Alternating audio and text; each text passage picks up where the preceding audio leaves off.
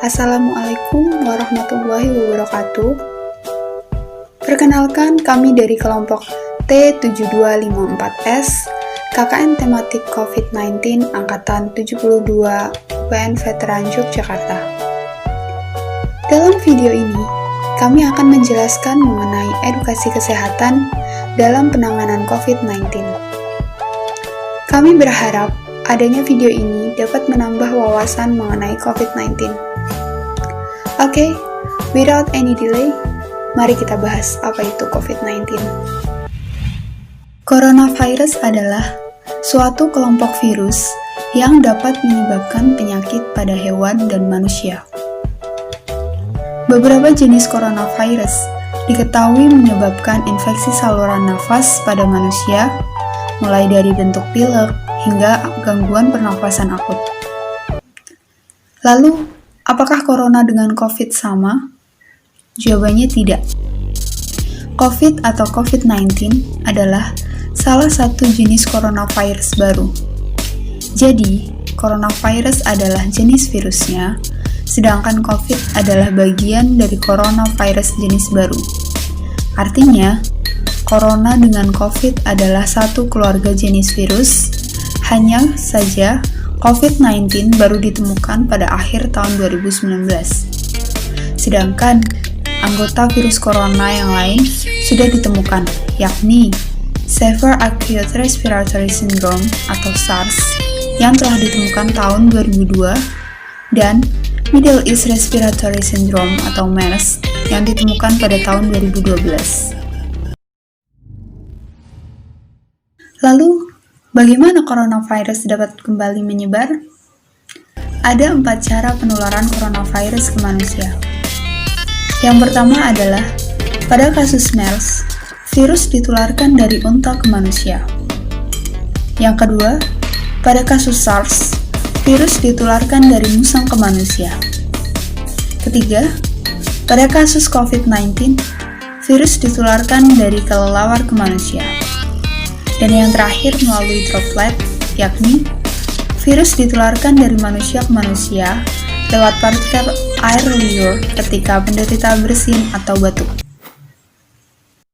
Kira-kira seperti apakah gejala yang ditimbulkan bila kita tertular virus corona, khususnya COVID-19? Gejala yang pertama adalah batuk, kemudian sakit tenggorokan, sakit kepala, kedinginan, ingusan, dan demam lebih dari 38 derajat. Gejala-gejala tersebut akan mengalami peningkatan seiring dengan bertambahnya hari jika daya tahan tubuh lemah dan memiliki riwayat penyakit pernafasan. Jika menemukan gejala yang telah disebutkan, harap segera lakukan isolasi mandiri. Lalu, berapa lama COVID-19 dapat menunjukkan gejala? Jawabannya adalah 14 hari. Pada umumnya, gejala mulai muncul sekitar 5 hingga 6 hari setelah terjadi paparan COVID-19. Tetapi, waktu kemunculan gejala dapat berkisar antara 1 hingga 14 hari.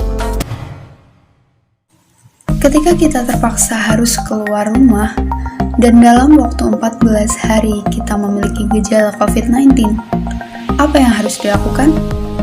Yang pertama, jika kita memiliki gejala ringan, misalnya batuk ringan atau demam ringan, kita tidak perlu mencari pertolongan medis. Cukup tetap di rumah, isolasi mandiri, dan pantau gejala.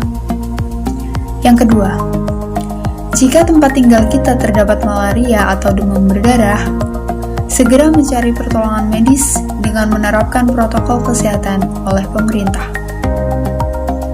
Yang ketiga, apabila kita mengalami kesulitan bernafas, segera mencari perawatan medis jika kita mengalami kesulitan bernafas dan nyeri pada bagian dada. Pastikan tetap menerapkan protokol kesehatan yang berlaku. Kemudian penularan. Siapa yang paling berisiko tertular COVID-19?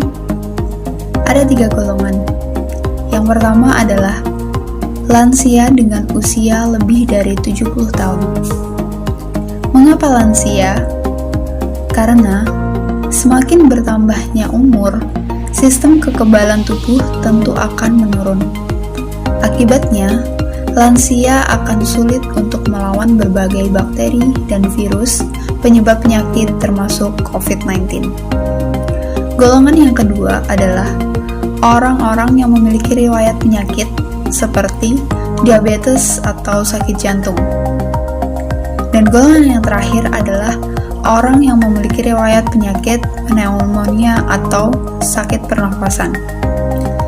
Penyakit-penyakit yang telah disebutkan tadi merupakan jenis penyakit yang dapat menetap lama dalam tubuh atau bisa disebut sebagai penyakit kronis. Karena penyakit tersebut menetap dalam jangka waktu yang lama, sehingga dapat menyebabkan sistem kekebalan tubuh melemah dan penderita kesulitan melawan infeksi dan rentan tertular atau terinfeksi virus, seperti COVID-19. Lalu, apakah anak-anak dan remaja dapat tertular? Penelitian menunjukkan bahwa anak-anak dan remaja dapat tertular seperti kelompok usia lainnya.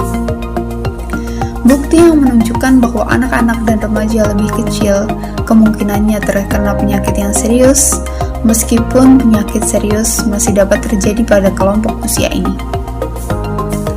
Anak-anak dan remaja harus tetap mengikuti protokol kesehatan yang berlaku tentang karantina mandiri dan isolasi mandiri jika kemungkinan menunjukkan gejala. Apakah hewan peliharaan dapat membawa COVID-19? COVID-19 ditularkan dari manusia ke manusia. Sampai saat ini, belum dapat dipastikan, tetapi penelitian sedang berlangsung tentang virus yang dibawa oleh hewan. Beberapa kucing, musang, dan anjing yang berkontak dengan manusia terinfeksi dinyatakan positif COVID-19. Dalam eksperimen kucing dan musang, dapat menularkan pada hewan lain, tetapi tidak dapat menularkan ke manusia. Hal ini karena COVID-19 menyebar melalui percikan air liur atau droplet pada saat berbicara, batuk, atau bersin. Untuk menghindari penularan COVID-19, apa saja pencegahan yang perlu kita siapkan? Yang pertama, menggunakan masker. Meskipun Anda tidak ada gejala COVID-19, Anda tetap perlu mewaspadai jika Anda adalah carrier. Maka dari itu, kita masih perlu stay at home, dan jika ada keperluan yang mendesak di luar rumah, jangan lupa senantiasa menggunakan masker. Yang kedua, menutup mulut ketika bersin dan batuk. Selalu gunakan etika bersin dan batuk, yakni menggunakan tisu atau sapu tangan, dan menggunakan siku bagian dalam. Yang ketiga, menggunakan sabun atau gel antibakteri untuk membersihkan telapak tangan. Keempat, cuci tangan menggunakan sabun selama 20 detik. Jika sebelumnya Anda hanya mencuci tangan menggunakan air saja, mulai sekarang Anda harus merubahnya menjadi cuci tangan pakai sabun minimal 20 detik, hingga ke seluruh tangan, sela-sela jari, dan ujung kuku.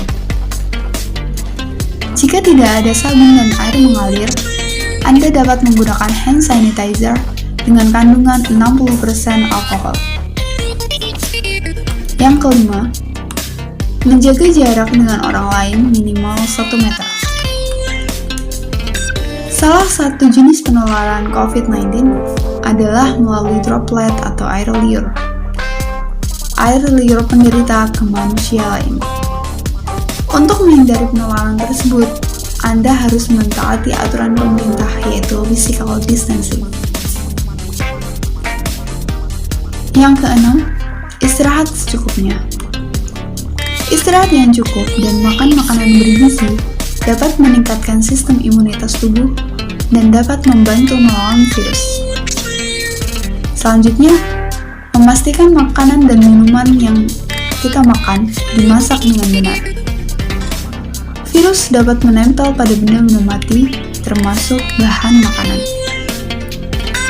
Untuk memastikan virus benar-benar mati, kita perlu mencuci bahan-bahan makanan dengan air mengalir dan memasaknya hingga benar-benar matang. Yang terakhir, jangan menyentuh area wajah, yakni mata, mulut, dan hidung. COVID-19 dapat masuk ke dalam tubuh kita melalui mata, mulut, dan hidung. Jadi, stop pegang-pegang area wajah jika kita belum mencuci tangan. Ingat, mencegah lebih baik daripada mengobati. Sekian penjelasan kami mengenai COVID-19. Stay safe, stay healthy ya. Sampai jumpa di video selanjutnya.